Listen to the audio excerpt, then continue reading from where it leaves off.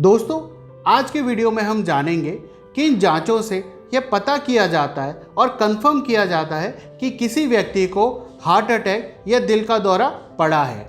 मैं doctor Devanshu Gupta.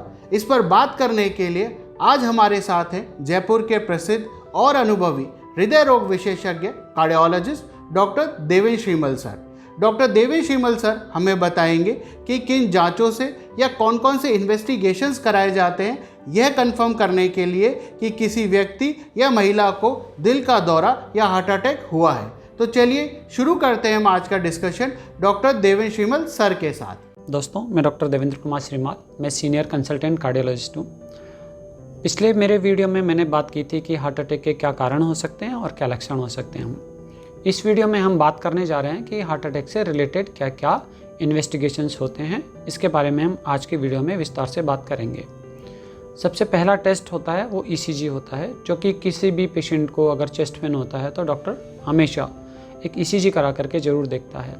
ECG maximum cases में अगर किसी पेशेंट को प्रेस्ट एंजाइना नहीं हो, यानी उस वक्त पे उसके चेस्ट पेन नहीं चल रहा हो, तो नॉर्मल आने के काफ़ी चांसेस होते हैं। पर अगर किसी पेशेंट को ऑनगोइंग चेस्ट पेन हो रहा है तो उस कंडीशन में ECG के अंदर खराबी आने के चांसेस काफ़ी ज़्यादा होते हैं। तो हमें ये देखना है कि हमारे सिम्टम्स चल रहे हैं या हम अभी स्वस्थ हैं। ज़्यादातर केसेस में जब हमारे सिम्टम्स नहीं चल रहे हैं उस वक्त पे ECG नॉर्मल आने के चांसेस काफ़ी ज़्यादा होते हैं, क्योंकि जिस तरह से हमारी रेस्टिंग कंडीशन है उसी तरह से हमारे हार्ट की भी रेस्टिंग कंडीशन होती है। बट अगर किसी पेशेंट को मेजर हार्ट अटैक चल रहा है, उसको चेस्ट पेन चल रहा है, पर्स्पिरेशन हो रहा है, जो सिम्टम्स मैंने पिछले वीडियो में बताए थे, उस कंडीशन में ECG के अंदर डेफिनेटली चेंजेस आने के चांसेस रहते हैं। उसके बावजूद भी 5 to 10% केसेस में ऐसा होता है कि किसी पेशेंट को ऑन गोइंग हार्ट अटैक चल रहा हो, उसके बावजूद भी उसकी ECG नॉर्मल आ सकती है। इस कन्फ्यूज़न को दूर करने के लिए कई बार हम इमरजेंसी में या जो पेशेंट क्लिनिक पे आता है उसकी भी रिपीट ECG 15 to 20 मिनट्स के बाद में चेक करके देखते हैं, क्योंकि जनरली अगर फर्स्ट ECG नॉर्मल है और पेशेंट को ऑनगोइंग चेस्ट पेन है तो कई बार सेकंड ECG में वो सारी चीज़ें पिकअप हो जाती हैं। इस तरह से हम 2 या 3 सीरियल ECG करके ये डायग्नोस कर लेते हैं कि उसको चेस्ट पेन हार्ट से रिलेटेड है या नहीं है। पर नॉर्मल कंडीशन जिसको कि हम क्रॉनिक स्टेबल एंजाइना कहते हैं, जिसमें कि पेशेंट को सिर्फ एक्जर्शनल चेस्ट पेन होता है, यानी चलने फिरने में या कुछ हैवी वर्क करने में सीने में दर्द, भारीपन या घुटन होता है, उस कंडीशन में आप रेस्टिंग कंडीशन में या लेटे लेटे जब आप ECG करा रहे हैं वो एब्सोल्युटली नॉर्मल आ सकती है। उस कंडीशन में हम आगे जो टेस्ट इन्वेस्टिगेट करके देखते हैं, अगर हिस्ट्री उसकी स्ट्रॉन्ग है कि उसको हार्ट की प्रॉब्लम होने की पूरी संभावना है जिस तरह के वो सिम्टम्स बताता है, उस कंडीशन में हम उसको ट्रेडमिल टेस्ट, और अगर ट्रेडमिल टेस्ट नहीं कर सकता है तो उसको स्ट्रेस इको, जिसको हम डोबेटामिन स्ट्रेस इको भी बोलते हैं, और अगर चल सकता है तो एक्सरसाइज स्ट्रेस इको, दोनों टेस्ट में से कुछ भी एडवाइस करते हैं। ज़्यादातर लोगों को मैंने देखा है कैंप में आते हैं, ECG करवाते हैं, वो हिस्ट्री नहीं पूछते हैं कि भी सर मुझे ये सिम्टम्स हैं। ECG करवा करके डायरेक्टली डॉक्टर के पास में जाएंगे और डॉक्टर से पूछेंगे कि सर ये ECG नॉर्मल है। डॉक्टर उनको बोल देता है हाँ नॉर्मल है, और वो बड़े खुश होकर के चले जाते हैं। हालांकि उनके सिम्टम्स हो सकते हैं। सिम्टम्स में मैंने पहले बताया था कि एक्जर्शनल यानी चलने फिरने में, हैवी एक्सरसाइज करने में, खाना खाने के बाद में अगर किसी पेशेंट को सफोकेशन होता है, चेस्ट हैवीनेस होती है, भारीपन होता है, जो कि लोअर जो से लेके और अम्बलाइकस तक कभी भी हो, कहीं पे भी हो, तो ये एंजाइना के सिम्टम्स हो सकते हैं।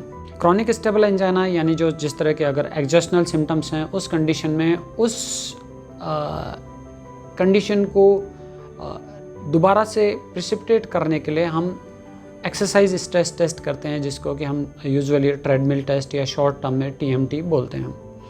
TMT के अंदर हम पेशेंट को चला करके और उसके साथ ही साथ ECG भी चेक करके ये देखते हैं कि उस ECG के अंदर सिम्टम्स आ रहे हैं या नहीं आ रहे हैं, और अगर उस वक्त पे पेशेंट के सिम्टम्स भी होते हैं यानी चेस्ट पेन वगैरह होता है तो डायग्नोसिस एक तरह से कंफर्म होता है कि उसको कार्डियक प्रॉब्लम है। कितनी है इसका पता ट्रेडमिल टेस्ट से पता नहीं चलता, पर अगर किसी की ट्रेडमिल टेस्ट या TMT का टेस्ट अगर स्ट्रांगली पॉजिटिव है, यानी उसके हार्ट की प्रॉब्लम होने की संभावना काफ़ी ज़्यादा होती है। अगर स्ट्रांगली पॉजिटिव है तो उसके मोर देन 90% चांसेस कि उसके कार्डियक प्रॉब्लम होने की संभावना है। इसके अलावा भी हम जो रिस्क फैक्टर देखते हैं कि उसके डायबिटीज़ तो नहीं है, स्मोकर तो नहीं है, उसको हाइपरटेंशन तो नहीं है, फैमिली हिस्ट्री तो नहीं है, उस कंडीशन को भी हम इन चीज़ों से सारे कोरिलेट करके और देखते हैं। ट्रेडमिल टेस्ट भी एब्सोल्युटली या 100% रिजल्ट नहीं देता, उसके फॉल्स पॉजिटिव और फॉल्स नेगेटिव होते हैं रिजल्ट्स, जो कि अप्रॉक्सीमेटली 70% केसेस होते हैं। यानी अगर किसी 100 लोगों को जिनकी की TMT पॉजिटिव है, उनको अगर एंजियोग्राफी के लिए सबमिट करें, उनकी एंजियोग्राफी करवाया जाए, तो 70% लोगों में बीमारी आने की संभावना रहती है और 30% लोगों में बीमारी नहीं भी आती है। इसके अपोजिट भी ठीक है कि अगर 100 लोगों की जिनके TMT हम निगेटिव मानते हैं, उन लोगों की अगर हम उनके सिम्टम्स को देखते हुए दोबारा से उनको एंजियोग्राफी के लिए प्रेरित करते हैं, तो ऐसे 30% केसेस में बीमारी आने की संभावना रहती है। यानी इसकी एक्यूरेसी अगर हम कहें ट्रेडमिल टेस्ट की तो अप्रॉक्सीमेटली 70% है। जिन लोगों की स्ट्रांगली पॉजिटिव ट्रेडमिल टेस्ट है तो उनको डायरेक्टली हम एंजियोग्राफी के लिए ही सलाह देते हैं। बट बहुत सारे लोगों के मन में ये भ्रांति रहती है कि अगर एंजियोग्राफी हुआ तो एंजियोप्लास्टी तो ज़रूर होनी ही होनी है। ये बिल्कुल गलत धारणा है लोगों के मन में, क्योंकि हम डे टू डे प्रैक्टिस में जितनी एंजियोग्राफी करते हैं, कई लोगों के जिनके बिल्कुल नॉर्मल निकलती है या हल्के फुल्के ब्लॉक निकलते हैं, उनको हम रिलीव कर देते हैं और मेडिकेशंस पे रख देते हैं। सेकंड जो टेस्ट है इससे रिलेटेड वो है एकोकार्डियोग्राफी। एकोकार्डियोग्राफी अगेन बहुत सारे लोग हैं जो कि ट्रेडमिल टेस्ट पसंद नहीं करते हैं, खासकर लेडीज़ है जिनको ये पसंद नहीं आता। वो कहते हैं कि नहीं, ट्रेडमिल टेस्ट पे कौन चलेगा या कौन दौड़ेगा, थकान हो जाएगी, कई तरह के बहाने बनाते हैं। बट अगर अपने को डायग्नोसिस करना है हार्ट की प्रॉब्लम के लिए तो डेफिनेटली खासकर क्रॉनिक स्टेबल एंजाइना यानी एक्सर्शनल चेस्ट पेन अगर किसी को होता है, उस कंडीशन के लिए ट्रेडमिल टेस्ट सबसे अच्छा टेस्ट है। एकोकार्डियोग्राफी से हम ये पता करते हैं, एकोकार्डियोग्राफी जस्ट एक सोनोग्राफी के तरह का टेस्ट होता है। इसके द्वारा हम ये पता करते हैं कि हमारे हार्ट की फंक्शन ठीक है कि नहीं, हार्ट की पंपिंग कैपेसिटी नॉर्मल चल रही है या पहले कोई हार्ट में अटैक आ चुका है। तीसरी चीज़ जो इससे पता चलती है वो कि वॉल्वुलर डिजीज़ तो नहीं, यानी आपके हार्ट के अंदर कोई वॉल्व की प्रॉब्लम वगैरह तो नहीं है जिसकी वजह से आपको सांस फूल रहा हो।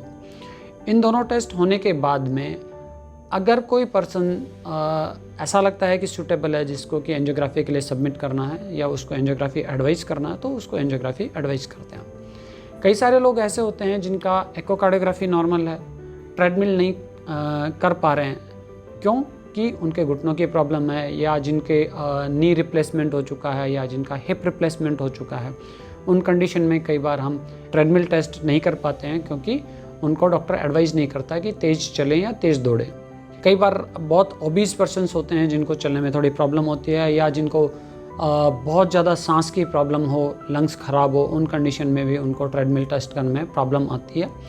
ऐसे केसेस के अंदर हम एक और टेस्ट होता है जो ऑलमोस्ट ट्रेडमिल टेस्ट के इक्विवेलेंट ही है, उसको हम स्ट्रेस इकोकार्डियोग्राफी बोलते हैं।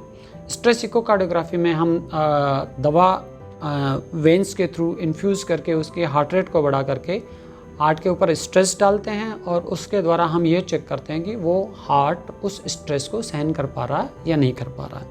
और इसको हम जनरली हमारी लैंग्वेज में डोब्यूटामिन स्ट्रेस इको बोलते हैं।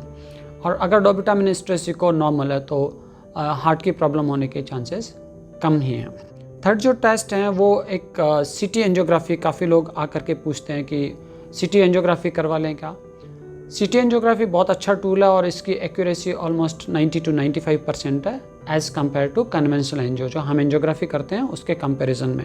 बट अगर किसी पेशेंट के टिपिकल सिम्टम्स हैं, टिपिकल का मतलब चलने फिरने में चेस्ट हैवीनेस हो रहा है, भारीपन हो रहा है, घुटन हो रही है, रुकने पे आराम पड़ता है या जीभ के नीचे रखने वाली गोली से उसको आराम पड़ रहा है, तो उस कंडीशन में उसको सिटी एंजियो नहीं करवा करके डायरेक्टली कन्वेंशनल एंजियोग्राफी करवा लेना चाहिए। सिटी एंजियोग्राफी उन लोगों के लिए है जिनके जैसे फैमिली हिस्ट्री स्ट्रॉन्ग है या जिनके एटिपिकल सिम्टम्स हैं या मल्टीपल रिस्क फैक्टर्स है, लाइक किसी को डायबिटीज़ है, हाइपरटेंशन है, स्मोकर है, जिसको कोलेस्ट्रॉल लेवल ज़्यादा है।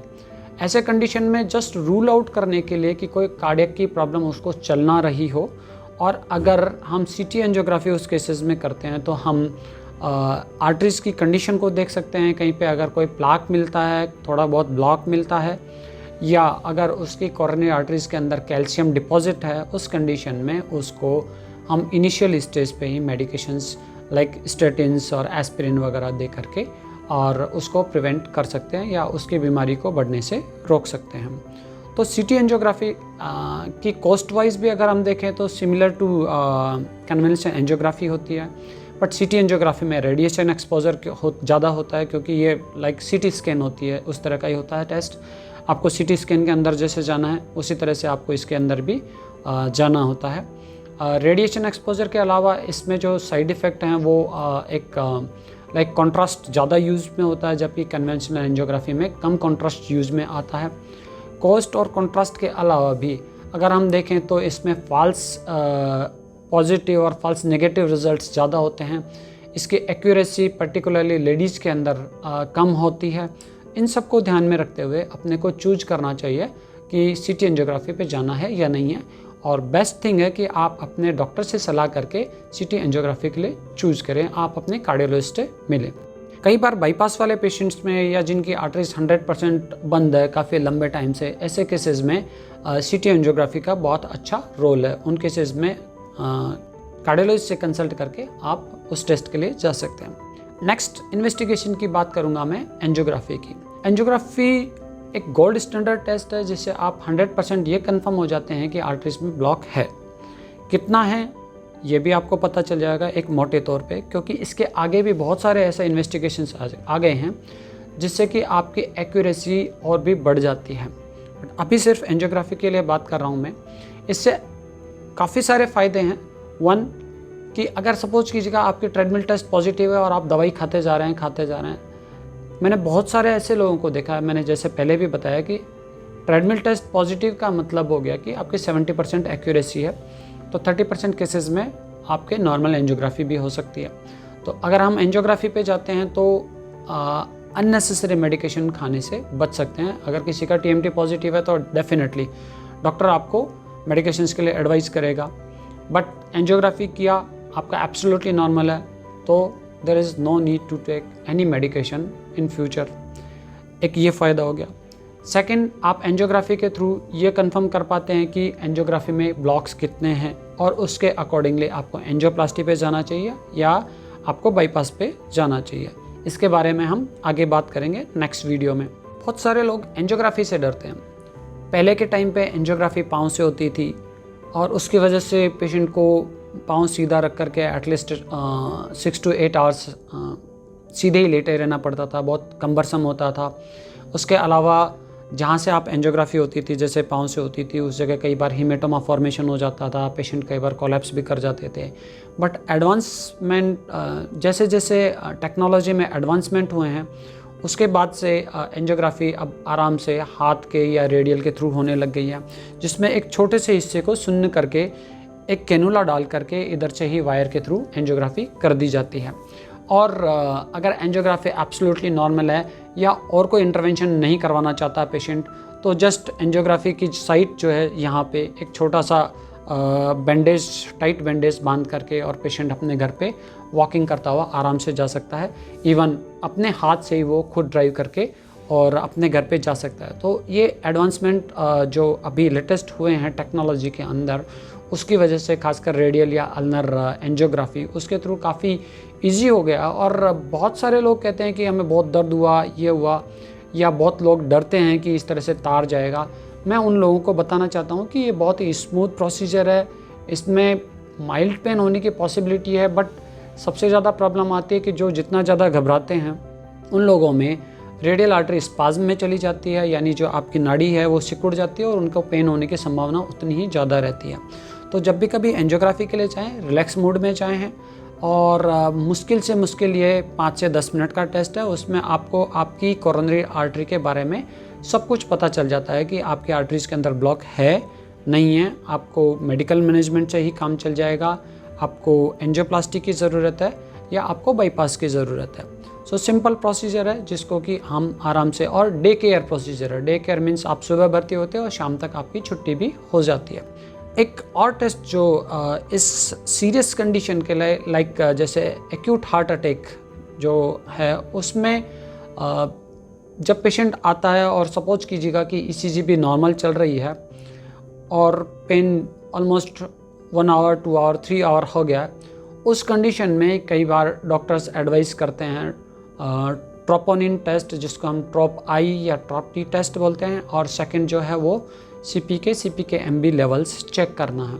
ये टेस्ट की एक्यूरेसी मोर देन 90 to 95% होती है, और अगर ये टेस्ट किसी पर्सन में पॉजिटिव आ रहे हैं और जितना ज़्यादा इनका वैल्यू है वो सजेस्ट करते हैं कि आपको हार्ट अटैक आया है और हार्ट अटैक उतना ही बड़ा भी है।